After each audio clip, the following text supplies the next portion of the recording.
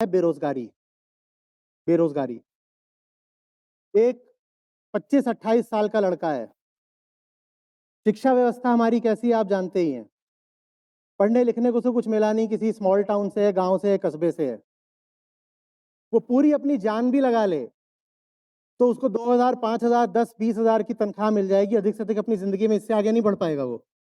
इससे आगे बढ़ने की ना उसको शिक्षा मिली है, ना माहौल, ना काबिलियत। लेकिन अगर वो बाबा बन जाए तो 25 की उम्र में ही करोड़ों कमाएगा और बड़े बड़े नेताओं के साथ घूमेगा।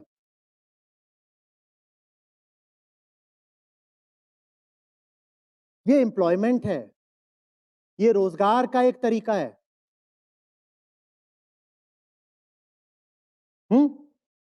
और जब आप बेरोजगार होते हो तो आपका समय ही बहुत सारा होता है, तो आप क्या करोगे? एक नैतिक किस्म का मनोरंजन मिल गया है क्या? बाबा जी की रील्स देखनी है। और ये बात सिर्फ उस 25-30 साल के बेरोजगार को नहीं पता है, उन माँ बाप को भी पता है जिनके बच्चे अभी 5, 10 या 15 साल के हैं। तो वो बहुत छोटी उम्र से ही अपने बच्चों को बाबा की ट्रेनिंग देना शुरू कर देते हैं। एंड दैट एक्सप्लेन्स कि बहुत छोटे छोटे कम उम्र के बाबा क्यों सामने आ रहे हैं। कारण आर्थिक है, इकोनॉमिक्स है, ये इकोनॉमिक्स। भारत में करें तो करें क्या? इतनी ज्यादा बेरोजगारी है कि जवान आदमी करे क्या?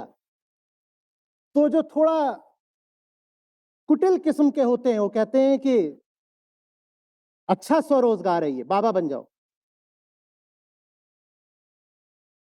और जो बहुत सारे थे जो पहले घूम रहे थे, जिनका कोई नाम लेवा नहीं था, उन्होंने भी अभी देखा कि अब माहौल कंड्यूसिव है, तो इसमें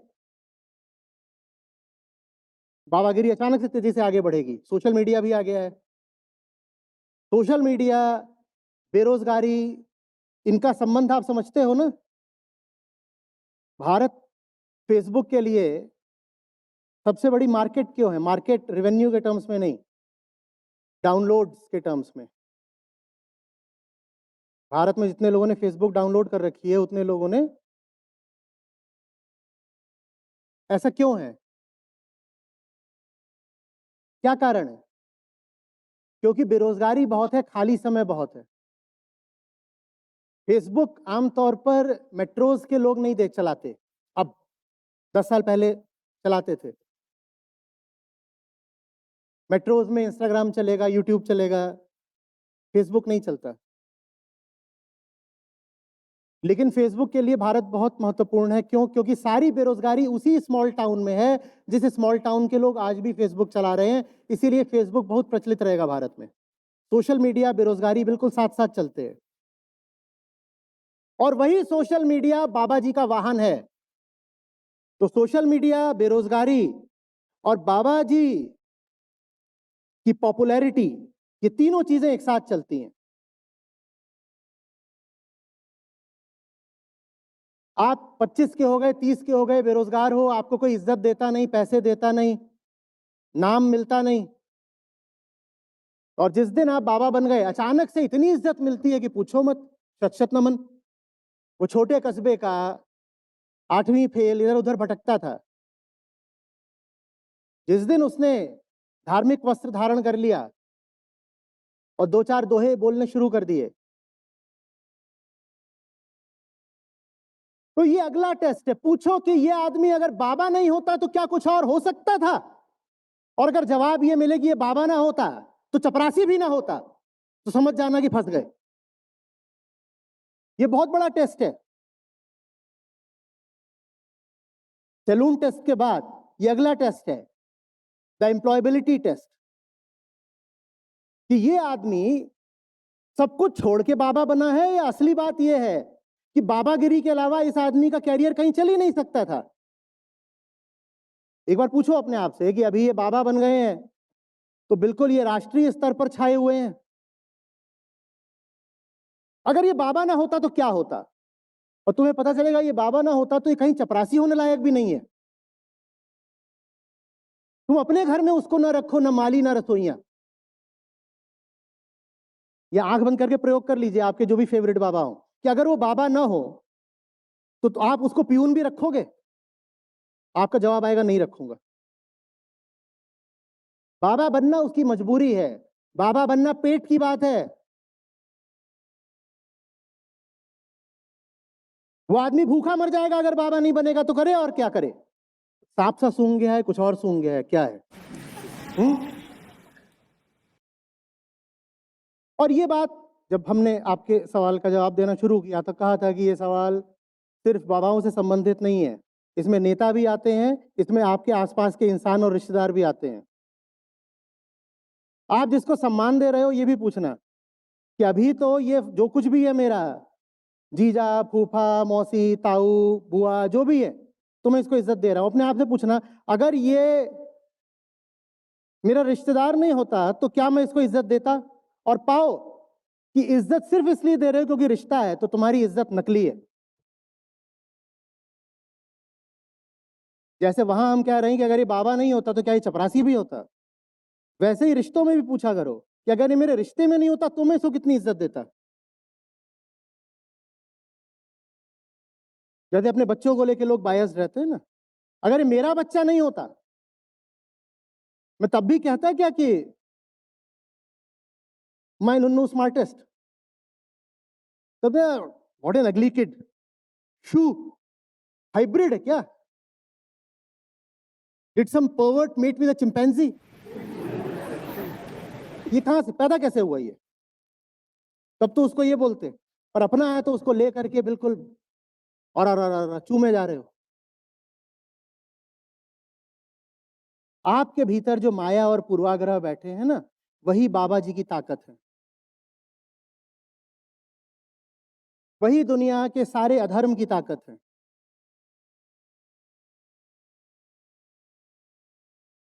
कितने पॉइंट्स बता दिए? और लिखो। सवाल मैंने पूछा है, मेरी कोई गलती?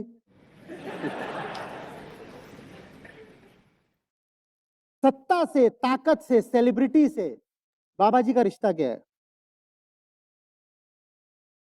आप संसार में हो और काम करने निकले हो तो बिल्कुल संभव है कि मीडिया से, राजनेताओं से, सत्ता से, तमाम तरह के सेलिब्रिटीज से आपका वास्ता पड़े। वास्ता पड़े, ठीक है, समझ में आता है, वास्ता तो पड़ेगा, आपका नाम फैलेगा तो कई तरह के लोग आपसे हो सकता है मिलने आए, ठीक। पर उनसे आपका रिश्ता क्या है? क्या बाबा जी की हिम्मत होती है किसी नेता के मुंह पर बोलने की कि तू अधार्मिक है, तू कुटिल है? क्या बाबा जी ने कभी ऐसा बोला? या नेताजी के बिल्कुल पीछे पीछे चलते हैं बाबा जी? पूछो ये सवाल कि बाबा जी के पास नेताजी लोग आते तो बहुत हैं, पर बाबा जी और नेताजी का रिश्ता क्या है? क्योंकि मुनि अष्टावक्र के पास भी आए थे राजा जनक, और अष्टावक्र हमको ये कहते नजर नहीं आ रहे हैं, आइए आइए बैठिए बैठिए, चाय लेंगे कि शरबत? अरे अरे जल्दी तय करो, ये राजा आए हैं, राजा जी आए हैं, हमारा आज आश्रम धन्य हो गया, आइए राजा यहाँ बैठिए। और यहाँ तो अष्टावक्र कम उम्र के थे, राजा प्रौढ़ थे, तो भी अष्टावक्र बिल्कुल ऐसे, जो सही और सच्ची बात है वो जनक को बोलते हैं, और पहले ही श्लोक में बोलते हैं कि विषयों को विष सम त्याग तू।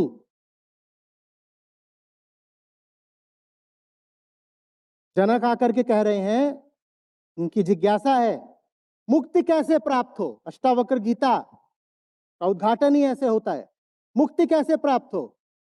और पहली बात बिना लाग लपेट के, ये थोड़ी और भाभी जी कैसी हैं, ये थोड़ी पूछ रहे हैं वो वहां पे, और राजकाज सब ठीक चल रहा है। हमने देखा ये ऑपोजिशन वाले बड़ी साजिशें करते हैं आपके खिलाफ। ओ मेरा ना वो भांजा है, इस बार टिकट मिल जाएगा उसको, क्या ये सब कुछ नहीं अष्टावक्र का। पहली बात सीधे, जो मोक्ष को है चाहता, विषयों को विष सम त्याग तू। क्या आपके बाबा जी सत्ता को सच बोल पाते हैं, या वो सत्ता के पिछलग्गू हैं? ये सवाल पूछिए। सत्ता आती तो है और इससे आगे की भी बात है कि कहीं बाबा जी को सत्ता नहीं तो नहीं खड़ा कर रखा। ये तो छोड़ो कि बाबा जी सत्ता को सच नहीं बोल पा रहे। कहीं ऐसा तो नहीं कि बाबा जी निर्मित ही सत्ता की है? कहीं ऐसा तो नहीं कि बाबा जी कुछ होते ही नहीं अगर उन्हें नेताजी का वरद हस्त नहीं प्राप्त होता? ये भी सवाल पूछना जरूरी है कि अगर नेताजी नहीं होते तो बाबा जी कहां होते? बाबा जी तो गुमनामी में पड़े हुए थे ऐसे ही अपना, नेताजी ने आकर के उनको ऐसे खड़ा करा है। तो बाबा जी और नेताजी का रिश्ता क्या है, ये पूछना बहुत जरूरी है। प्रभावित नहीं हो जाना, इंप्रेस जल्दी से नहीं हो जाना है कि अरे बाबा जी के पास बड़े बड़े नेताजी आए हैं, बाबा जी के पास बड़े बड़े सेलिब्रिटी आए हैं। वो जो सेलिब्रिटी आके बैठा है, बाबा जी की हिम्मत है कि उससे बोल दें कि नालायक आदमी है तू, और अगली बार तभी आना जब सुधर जाए, नहीं तो मुंह मत दिखाना।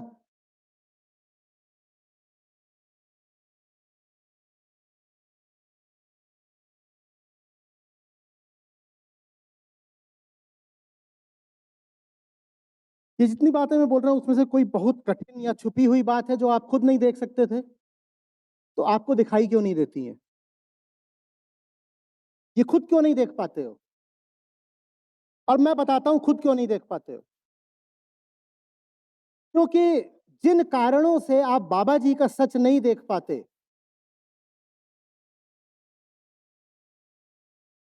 जिस चीज के प्रतीक बाबा जी हैं,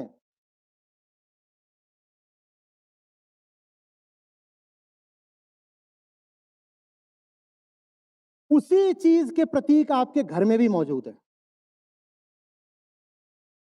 जिन वजहों से बाबा जी बड़े सम्मानित हैं और पॉपुलर हैं, प्रचलित हैं, उसी वजह से आपके घर में भी बहुत लोग जो सम्मानित हैं। अगर आपको बाबा जी से सच बोलना है, अगर आपको बाबा जी से सम्मान वापस लेना है, तो आपके लिए जरूरी हो जाएगा कि आप अपने घर के लोगों से भी पहले सच बोलो, कि आप अपने घर के लोगों से भी कहो कि देखो, इंसान नाप के इज्जत देंगे। तुम अगर इंसान इस लायक होगे कि तुम्हें इज्जत दी जा सके तो इज्जत देंगे, नहीं तो रिश्ते के आधार पर इज्जत नहीं देंगे हम। ये बात घर में नहीं बोल पाओगे क्योंकि घर में स्वार्थ जुड़े हुए हैं। ये बात घर में नहीं बोल पाओगे, इसीलिए ये बात बाबा जी से भी नहीं बोल पाते। इसीलिए मैंने कहा कि आपके ही भीतर की जो माया है, डर है, स्वार्थ है, वही बाबा जी की ताकत है। आपके घर में आपके पति हैं, आपकी पत्नी है, वो भावनाएं दिखा दिखा के आप पे राज करते हैं। जहां कहीं भी कुछ मामला फंसा, वहां भावना दिखा दी, आंसू बहा दिया। होता है कि नहीं होता है? पति पत्नी भी करते हैं, माँ बाप भी करते हैं, बच्चे भी करते हैं छोटे। और आप उन भावनाओं के आगे झुक जाते हो ना। तो जब भावना दिखा करके घर में आपको झुका दिया जाता है, तो बाबा जी भी भावनाओं का संचार करके आपको क्यों ना झुका ले। ये है बात। साइकोलॉजिकल मैनिपुलेशन को जब आप घर में नहीं तोड़ पाते, तो धर्म क्षेत्र में कैसे तोड़ लोगे? बाबा जी के यहां कैसे तोड़ लोगे? साइकोलॉजिकली आप हमेशा से मैनिपुलेट होते रहे हो। उसी साइकोलॉजिकल मैनिपुलेशन में सब कुछ हो गया आपका। हाँ भाई, इंजीनियरिंग क्यों करी? वो पर दादाजी की इच्छा थी कि मैं पुल बनाऊं। क्यों?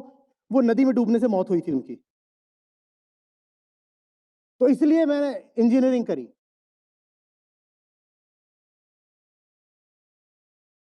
इंजीनियरिंग नहीं कर रहे थे तो पर दादी जी रो रही थी, देखो तुम्हारे पर दादाजी की आत्मा अभी भी वो पानी में गोते खा रही है, अब तुम इस पर पुल बना दो सिविल इंजीनियर बन के।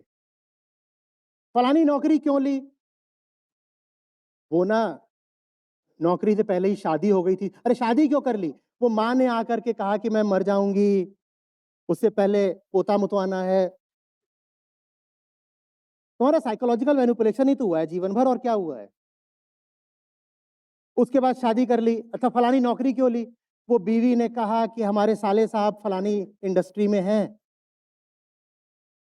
तो वो बहुत अच्छी इंडस्ट्री है, तो वहां घुस गए। आम आदमी की जिंदगी क्या इससे अलग चलती है कुछ? और हमारे जीवन के निर्णय कैसे होते हैं? आप कैसे नौकरी चुनते हो?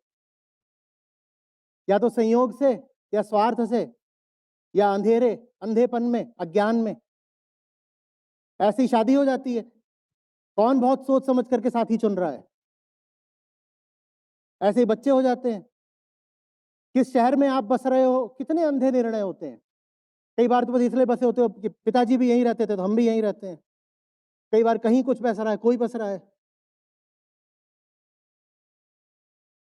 तो जब हम अपने निजी जीवन में नहीं जान पाते कि हम बेवकूफ बन रहे हैं, तो बाबा जी के सामने हम कैसे पकड़ पाएंगे कि हम बेवकूफ बन रहे हैं। और धर्म है सारी मूर्खताओं से आपको बचाने के लिए। और विडंबना देखिए, माया का अट्टहास सुनिए। वो कहती है कि जो चीज इसलिए थी कि तुमको सब बंधनों से, सब मूर्खताओं से बचा दूं, वही तुम्हारा सबसे बड़ा बंधन बन जाएगी।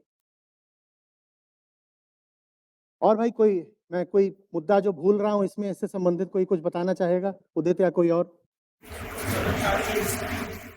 चमत्कार।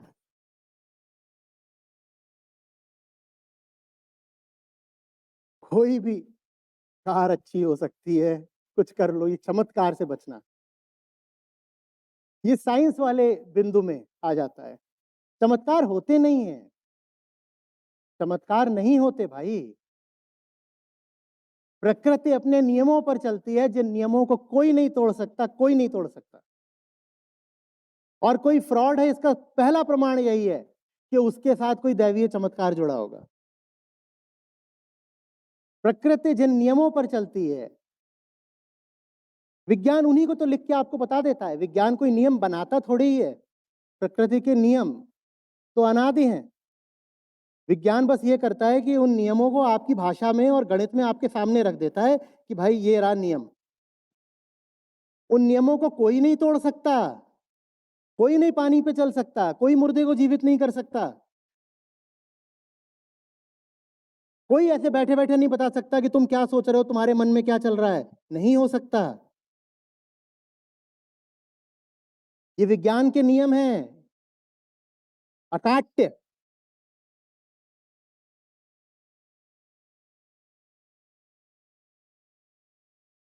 इसी तरीके से मेडिकल साइंस,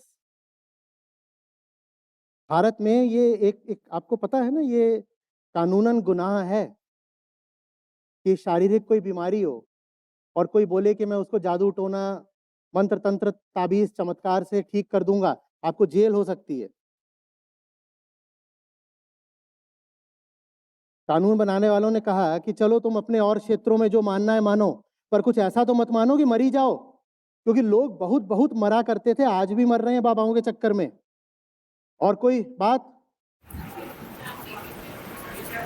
फिर लोग जाते क्यों उनके पास? आपके घर में जो आपका शोषण करता है, आप लौट के क्यों जाओगी उसके पास? क्या बोला मैंने? आपका ये जो डर है, माया है, स्वार्थ है, वही बाबा जी की ताकत है। क्योंकि हम अपने घर में ही नहीं विद्रोह कर सकते तो बाबा जी का आगे क्या करें? क्योंकि प्रिंसिपल वही है, सिद्धांत वही है। घर में साइकोलॉजिकली मैनिपुलेट हो रहे हो तो धर्म में भी साइकोलॉजिकली मैनिपुलेट होगे। पारलौकिक अनुभव, यही जो लोक है, इसको जानने में विज्ञान के भी पसीने छूट रहे हैं। आपको मालूम है, जो ब्रह्मांड की परिधि है, हम उसको कभी नहीं जान सकते। क्यों? क्योंकि आप किसी चीज को तभी जान सकते हो जब वहां से चली रोशनी आप तक पहुंचे। कोई भी इलेक्ट्रोमैग्नेटिक रेडिएशन आप तक पहुंचेगा, वही कैरियर ऑफ इंफॉर्मेशन होता है, तो वो आप तक पहुंचेगा तभी उसको जान पाओगे। ठीक है? लेकिन अगर यूनिवर्स की बाउंड्री स्पीड ऑफ लाइट से कई गुना ज्यादा गति से आपसे दूर जा रही हो, जो यूनिवर्स की बाउंड्री है, हमने माना ऐसी कोई बाउंड्री है, अगर वो स्पीड ऑफ लाइट से ज्यादा स्पीड से आपसे दूर जा रही है, तो वहां से जो लाइट निकलेगी, क्या वो कभी भी आप तक पहुंचेगी? हम जान भी नहीं सकते कि यूनिवर्स की बाउंड्री पर क्या है, कम से कम प्रैक्टिकली नहीं जान सकते। इस लोक को ही जानना संभव नहीं है, ये परलोक कहां से आ गया? और जो वास्तव में ज्ञानी हुए हैं, उनसे जब पूछा गया what lies beyond the universe, तो क्या बोले? मोर यूनिवर्स। उनसे पूछा गया what lies beyond the mind, तो क्या बोले? मोर माइंड। उनसे पूछा गया व्हाट इज बियॉन्ड इमेजिनेशन, क्या बोले? मोर इमेजिनेशन। तो जिसको आप बोलते हो इस लोक से पार की बात, अगर आप उसको सोच पा रहे हो तो बात इसी लोक की हो गई। एक ही लोक है, वो यही लोक है, वो आपका लोक है। सारा लोक वेदांत पूछता है ना किसके लिए, फॉर whom, आपके लिए है। तो जो आपके लिए है तो एक ही लोक है, ना कोई परलोक है, ना कोई पीछे का लोक है, ना